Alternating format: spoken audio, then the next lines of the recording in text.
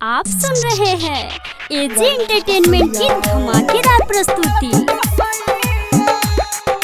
DJ Kanchan Raj Muzaffarpur. DJ Kanchan Raj Muzaffarpur. जब दिल इजरी तारा पिलुआ परी, जब दिल इजरी तारा पिलुआ परी, सब कर बदलेला समैया। तोरा ले ठीक सैया, तोरा ले ठीक सैया। जब दिल इजरी तारा पिलुआ परी, जब दिल इजरी तारा पिलुआ परी, सब कर बदलेला समैया। तोरा ले ठीक सैया, तोरा ले ठीक सैया।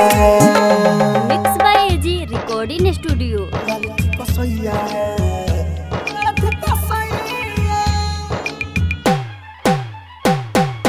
डीजे कंचन राज मुजफ्फरपुर। रही रही दर्द दिल दिल भीतर रे, प्यार के नाम पड़ते जाली तहर रे, जाली तहर रे। रही रही दर्द दिल दिल भीतर रे, प्यार के नाम पड़ते जाली तहर रे। नहीं नींद आवे नहीं कुछ भी भावे, नहीं नींद आवे ना कुछ भी भावे, काम करे ना कवन दवैया। तोरा ले ठीक सैया, तोरा ले ठीक सैया, तोरा ले ठीक सैया। आप सुन रहे हैं एजी एंटरटेनमेंट की डीजे धमाकेदार कंचन प्रस्तुति। राज मुजफ्फरपुर।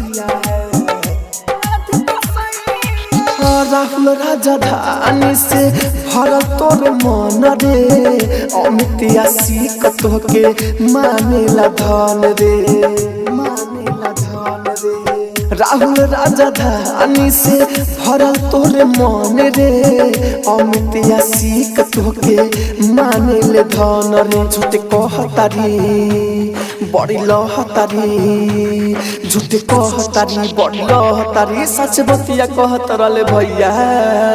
तोरा ले ठीक सैया, तोरा ले ठीक सैया।